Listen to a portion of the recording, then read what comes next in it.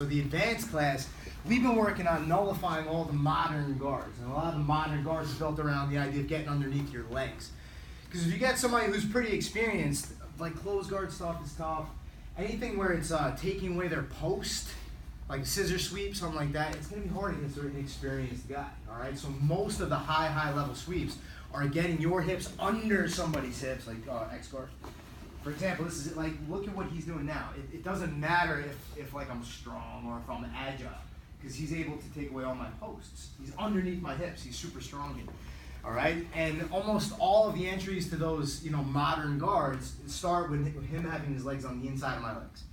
Like, if you don't understand what I mean, very like simplified version. If I'm on my knees, his feet are inside my thighs. He's doing pretty good. So for the last few weeks, in the advanced class, a high-level approach would be, how do I become the one that's on the inside? And then from there, how do I become the one to nullify his attacks while still finding opportunities to get my legs around his legs and passing from there? We call that leg pommeling, all right? We pummel with our arms. We just did that. If you don't know what pummeling means, when you had your arm and you went under hook, you pummeled your arm under their arm, all right? And that's, it makes a lot of sense with upper body stuff. I'm pummeling my arms under. But if I told a bunch of, white belts to pummel your legs, you'd be like, what the hell are you talking about? Well, I'm going to introduce you to it right now. So here's a good way to kind of learn it. If your partner's a little bit more experienced, they're going to be able to play butterfly guard and get an underhook, which is bad for us. So we just had the underhook, so we were a little bit lower on their body. We're doing pretty good.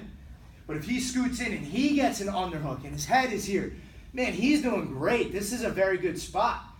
What would make this even worse for me is if he was able to take away this post easily. So you guys have to make sure that you're blocking the elbow, blocking the wrist.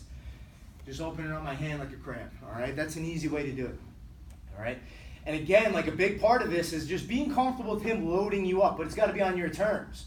So believe it or not, it kind of behooves me to go forward into him right now because I have my hands, all right? So here's what we're going to do. Your partner's going to scoot all the way in, but they've got both feet on the inside. So how do we get one foot on the inside? We're going to do that little windshield wiper with our foot. I want to get inside this leg. But obviously all my weight is on my feet. It's not in my butt. So I'm going to lean forward onto my hands, onto my toes. But he's going to look to elevate me. That's okay. I want you guys to favor a side. I'm going to slide to one side just a little bit.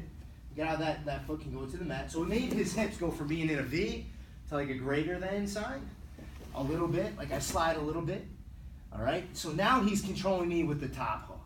That's what I want. He would naturally drop the bottom hook because now it's a post. So now all I have to do is kick myself in the butt and I have my foot on the inside. But I go from being out to my left to being over to my right. Now I can sit back no problem. And all those guards that I just talked about, he doesn't have access to them anymore because his foot is now on the outside of mine. And one of the great passes to do from here is just a knee slide pass. And the name gives it away. My knee is going to slide right across his hips. And I passed his guard. So a lot faster, it'll probably make a little bit more sense. So he has an underhook. This is a great spot for him. There's not too much I can do. I can start like attacking guillotines and things, but a good guy's going to make me pay for that. So how do I get my legs into the equation? Not by sitting on them. I actually go forward. I circle my foot inside his knee. And now I'm doing great. All right, he tries to like elevate, and actually I could do what we did before. He wouldn't do that. He's too exposed. He's going to want to kind of bide his time by like keeping me up in the air. That's okay. I'm going to back up just a little bit and go away from the side I just pummeled with. I'll circle all the way to the back side. They went from being a greater than sign to a less than sign. All right, it's all about controlling which way his knees are pointing. And then from here, I just get an underhook. I slide my knee through. He no longer has a guard. I'm doing pretty good. Let's see it one more time. Or maybe two more times. So your partner's in pretty tight. Now, guys, sometimes you're going to be able to do this. All right? Like if you have good control of your hips, you actually would just drop your hip and circle your foot in. You might be able to do that. You guys can try that. But if you're having trouble, like if you're finding that, like you just can't find that shin to shin, go higher. Yeah, like you're trying to get it and you can't go out to the side, then circle your foot in. And then come back. Underhook, slide through. One last time. He's got both feet on the inside. I don't want that, so I'm going to lay into him. I got one foot in.